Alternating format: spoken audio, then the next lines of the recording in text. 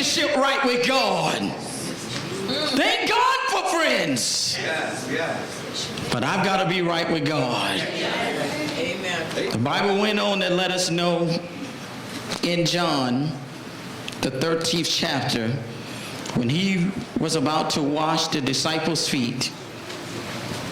The Bible said that he got a towel, he girded himself, and he was ready to wash the disciples' feet. But he knew all things, that a betrayer was among them. He didn't worry about the betrayer. He said, I'm here to do the will of him that sent